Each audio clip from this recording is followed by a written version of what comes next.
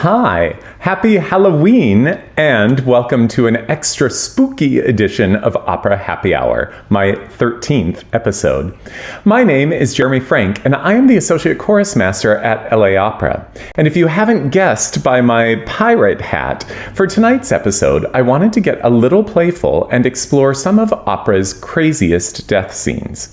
Of course, I took inspiration from the twin holidays of Halloween and Dia de los Muertos, but if you think about it, death is featured prominently throughout the entire operatic canon.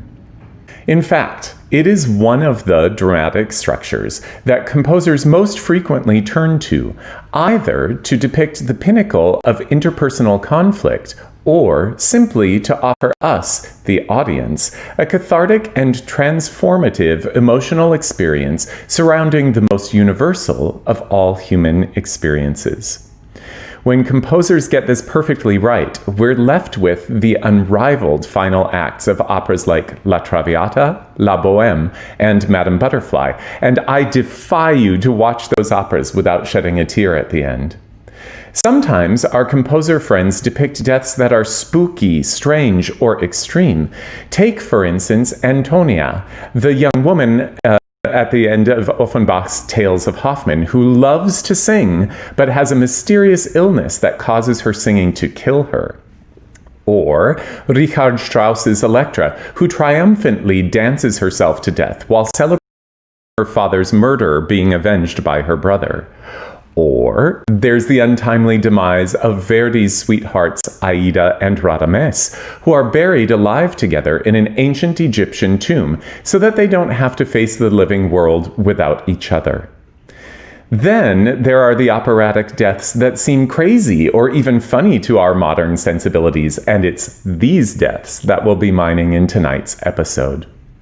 A wonderful friend and pianist from San Francisco Opera wisely says that one should only drink for joyful reasons, never sorrowful ones. And so tonight we'll do just that by focusing on the lighter side of death. And we'll celebrate Halloween, mostly so that I get to wear this pirate hat. Our drink pairing tonight is also inspired by that. I thought I'd have a Cuba Libre, but one that swaps in Captain Morgan's spiced rum for the usual ingredient, light rum. I swear, this is not product placement here, but according to Encyclopedia Britannica, the real Captain Morgan was a Welsh privateer, which, if you didn't know what that was, and I did not, that is a government-sanctioned pirate. So, if you got something wet to, wet your whistle, go and get it right now. And if you've been dying to break out that Halloween costume, this is the perfect chance too. Cheers. The first crazy operatic death we will explore tonight comes from Henry Purcell's opera Dido and Aeneas, which was written in London in 1689. You may have noticed that in the first 13 episodes of this show, we haven't actually explored any opera originally written in English, and that omission may have unwittingly caused you to think that there is no English language opera. That certainly isn't true now in the 21st century, and it wasn't even true within the first century of the art form. The story of this opera is based on Book 4 of Virgil's Aeneid. And at the beginning of the piece, Dido, who is the queen of Carthage, is, in her own words, quote, pressed with torment, unquote, because of the presence of the Trojan guest Aeneas. In contemporary English, she's got the hots for him pretty bad. Dido's lady-in-waiting, Belinda, and the rest of her court try to encourage Dido to marry Aeneas because it would be good for the fortunes of Carthage. And sure enough, Dido and Aeneas fall in love. But one day, as they are leaving a grove of trees, an evil elf, feigning to be the god Mercury, stops Aeneas. And he says that Jove is commanding Aeneas to leave Carthage immediately and found a new city in Italy. In reality, the elf is in the employ of the sorceress who is intent on bringing about both Dido and Aeneas's demises. She knows that if Aeneas leaves her, it will destroy Dido. Sure enough, in Act 3, Aeneas tells Dido that though he is reluctant to leave her, he must obey the god's will.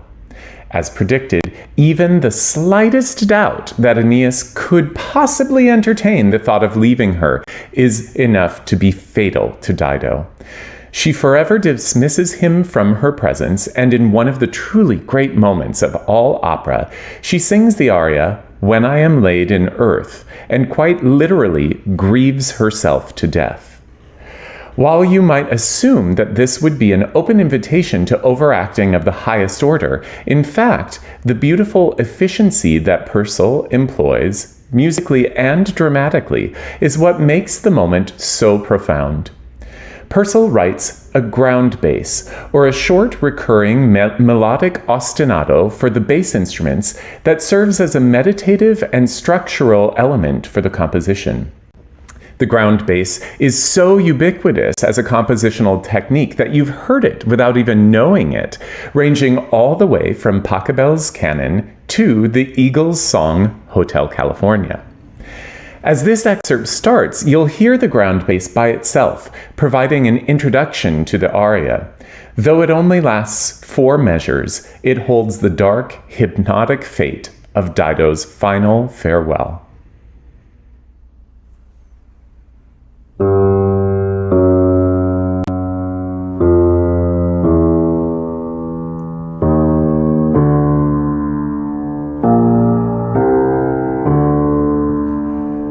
When I am laid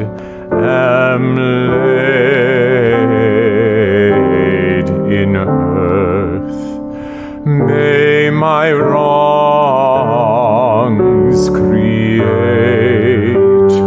no trouble in thy breast.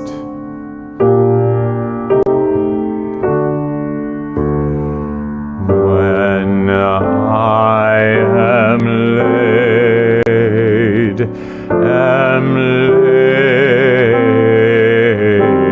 in earth, may my wrongs create no trouble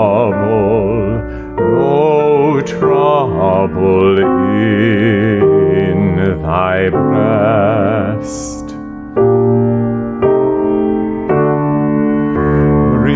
Remember me,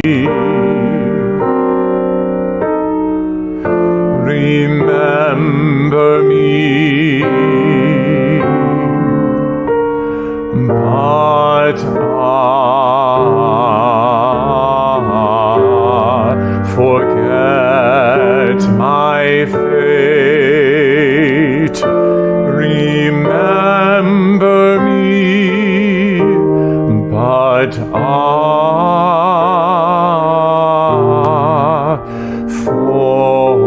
forget my fate.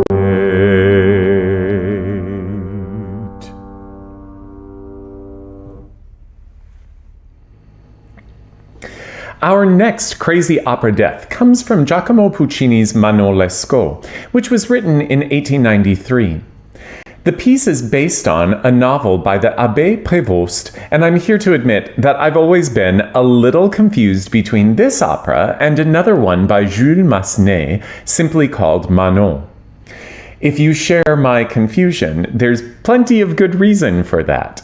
Massenet's version of Manon is based on exactly the same source material and premiered only 9 years earlier. One of the biggest differences between the two pieces, though, is Puccini's over-the-top ending, which is exactly why I zeroed in on it for tonight's show. Manolesco is Puccini's third opera, written when he was only 34 years old, and it was his first major success. The story, in a nutshell, is this. One day in Amiens, France, the student Desgrieux meets the beautiful passenger of a stagecoach, a young woman named Manon, who is being transported from her family's very sheltered home to a convent. The second she steps out of the coach, he is smitten with her, and she herself is intoxicated by the possibilities of a wider world than she has ever known before. Before you know it, the two young lovers take off in the carriage without the rest of the passengers, thus thwarting Manon's dad's plans for her. The pair escapes to Paris, where they live together in relatively humble means, but eventually they run out of money, and Manon and Desgrieux break up. Manon becomes then the mistress of a rich man named Géronte, largely out of necessity to support herself in Paris. For several months she lives unhappily, pining for Desgrieux. When her true love returns, it's clear that their feelings have never changed for one another. Géronte seems to grant Manon the freedom to go back to her first love and former life, but when she packs up the jewels and dresses that he's given her as gifts so that they can leave, soldiers suddenly appear. In reality, Géronte has called the authorities and accused Manon of stealing from him. She's taken to the port city of Le Havre to await her trial and possible banishment to a penal colony in New Orleans. Of course, she is found guilty, and Desgrieux begs the captain of the ship to grant him passage to America with her. Now, Act 4 of the opera is where American audiences tend to giggle about the Abbé Prévost and Puccini's profound ignorance of the New World. Desgrieux and Manon have fled New Orleans in order to seek refuge in a British settlement. They get hopelessly lost in the quote-unquote vast deserts that Puccini assumed surround New Orleans in every direction. Manon is the first to start to succumb to thirst, and Desgrieux tries to go off to find water and get help. Manon then sings the aria Sola perduta, abbandonata, which I'm about to sing for you, and which translates alone, forgotten, and abandoned. You may have noticed that Manon is something of a needy and drama-filled girlfriend to have. Anyway, she starts throwing herself a pity party, cursing her fatal beauty which got her into this mess in the first place, and she says over and over again that she doesn't want to die. Returning without water, Desgrieux assures Manon how beautiful she once was and watches, overcome with grief, as Manon expires. Then he promptly collapses across her corpse as the curtain falls. I would never poke fun of my beloved art form of opera, but you've got to admit, this is a scene best viewed through a very soft focus lens, so that you can turn yourself over to the exquisite beauty of Puccini's music, which is there in no small part. Because of that, I've left this aria untranslated, and I invite you to feast your ears on this gorgeous piece of music, which sounds a little something like this.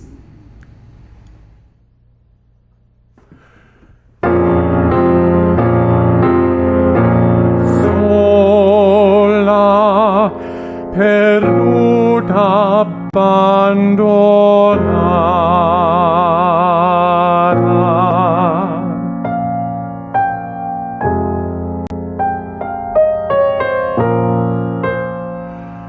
In landa desolata.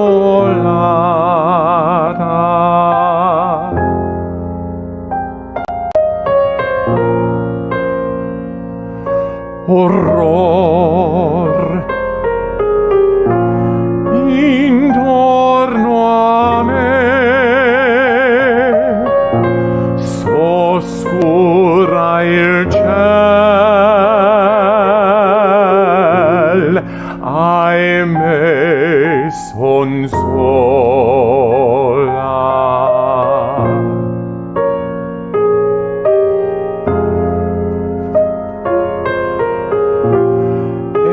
Nel profondo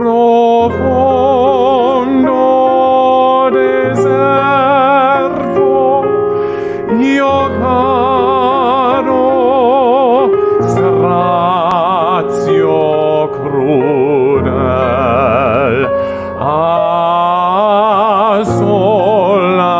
abbandonata, io la deserta donna.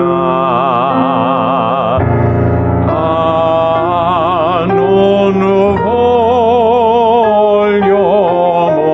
morir, no, non voglio morir.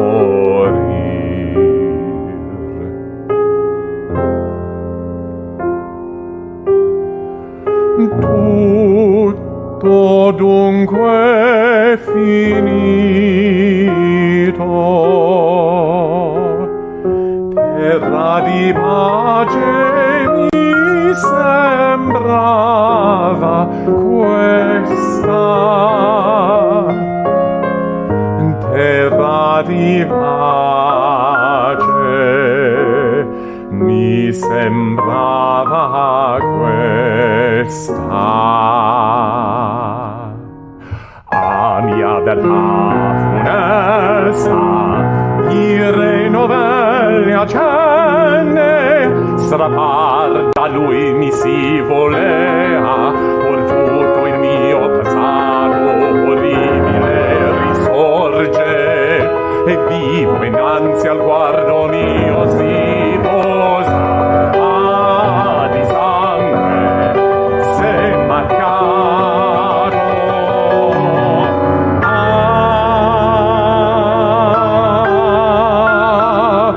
tutto è finito,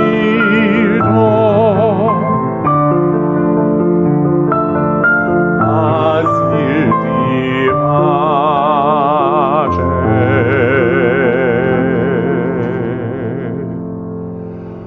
Ora la tomba invoco,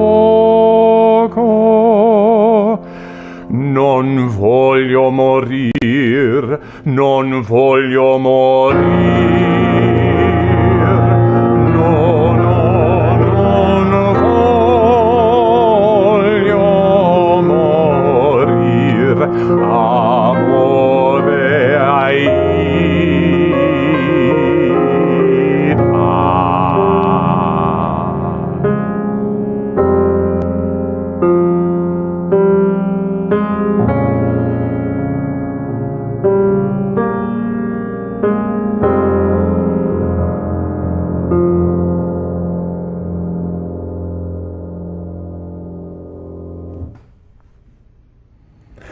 The most spectacular crazy opera death comes from the relatively minor composer Alfredo Catalani's opera La Valli, premiered in 1892. The title of the opera looks like it should be pronounced Wally, but actually Valli is the nickname of the title character, Walburga, obviously. Anyway, the story of the opera was based on an episode in the life of an actual woman and is set in the Austrian Tyrolean Alps, a random-seeming fact that will soon become critically important. When we first meet Valli, we see her as a beautiful young woman in desperate love with a man named Hagenbach, who just happens to be her father's enemy. It is the celebration of her father's 70th birthday, and a jealous interloper, Gellner, exposes Valli's obvious attraction to Hagenbach to her dad. Of course, this goes over terribly, and good old dad gives her an ultimatum. Either she marry this Gellner jerk in the next month, or she must leave his house forever. Anyone who has seen an after-school special from the 1980s can predict how that's going to turn out. The conflict prompts the most famous and beautiful aria from this show, E ben ne andrò lontana, which means, fine then, I'll go far away, which is her response to her stubborn father. Though this aria was originally not written for this show, Catalani knew when he had written a hit, and so he plagiarized himself by including this aria in this show. I want to sing an excerpt of the aria for you now, mostly so that I don't feel terribly guilty when we giggle at the end of the opera in a few minutes. Take a listen to our friend Catalani's best work.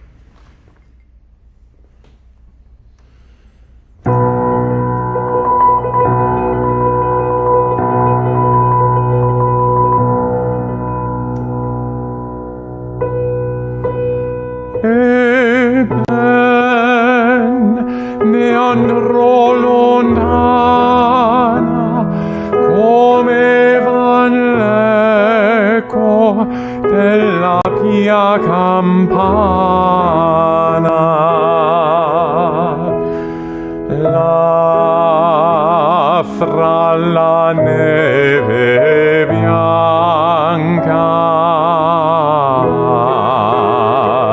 là, fra le nubi d'or, laddove la speranza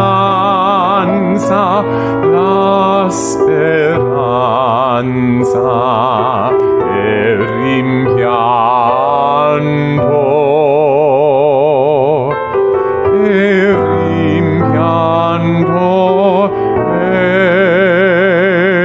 dolor.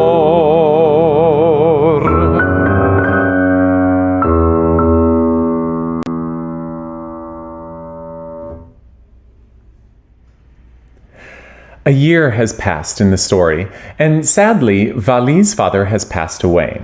But that's not the opera death we need to pay attention to.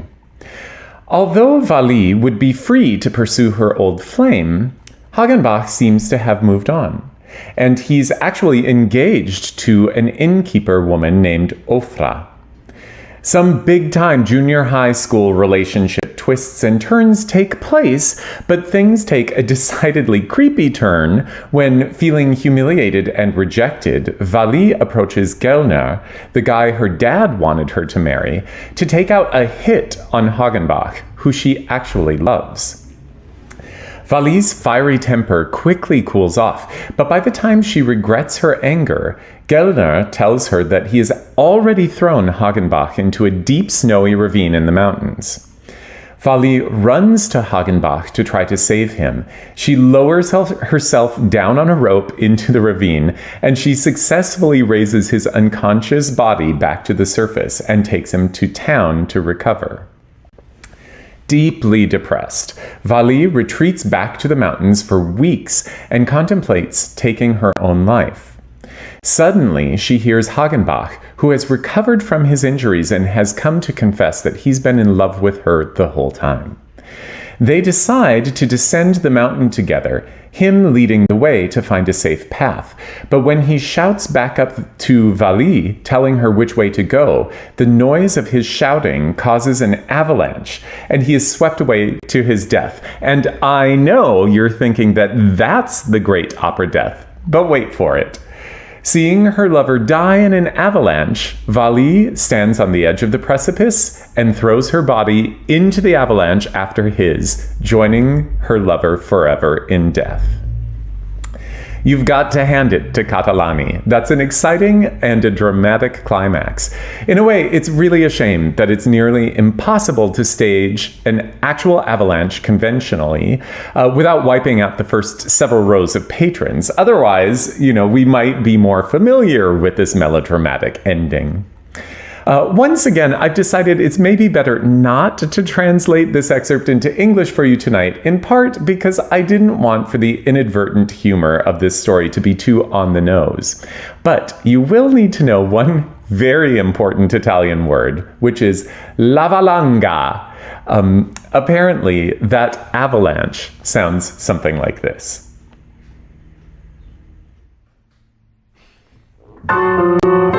Giuseppe ovessi a noi, sei sul mio cor, qual cupa oscurità rugge il mortol, amor mio sola qui non mi lasciar.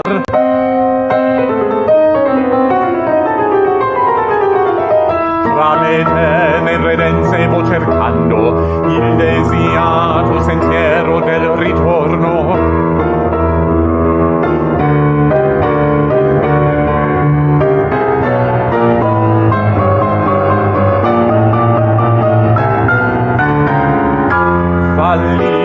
Mi chiama Toro, il sentiero è scomparso, ahimè fa cor, discendi per le rocce e la valanga.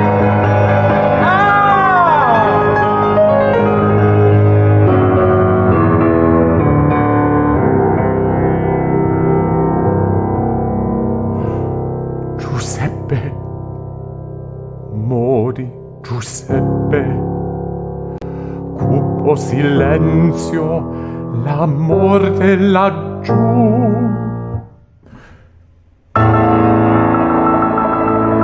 O neve, o candido destino mio, ecco la sposa di Giuseppe, anima cara, esprimi le tue braccia.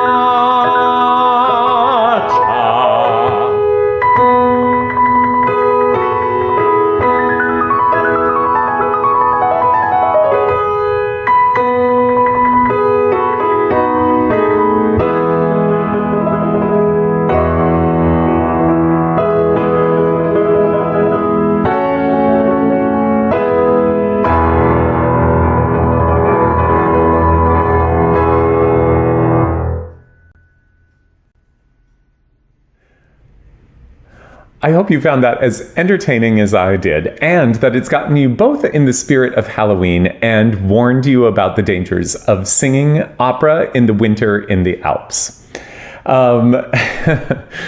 I know many of you may have seen during the last episode, which was an episode exploring operatic family reunions, that in fact my mom passed away on October 9th. And I wanted to just take a quick second to thank all of those of you who have reached out with your condolences. I know that my family and I certainly appreciate it.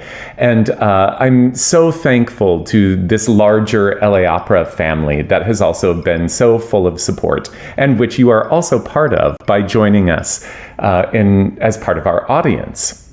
I hope you'll continue to check out our offerings, including the next episode of Opera Happy Hour, which will take place in 2 weeks. And on that episode, we'll discuss a term called bel canto, which translates roughly to beautiful singing, but which really forms the backbone of how the art form developed and continues to influence us even today. In the meantime, if you haven't checked out the LA Opera Relief Fund, please do. And if you're able to make a donation, we would take one of any size and be so thankful for it. And in the meantime, until I see you again, happy Halloween, happy Dia de los Muertos, and stay happy, stay healthy, and cheers.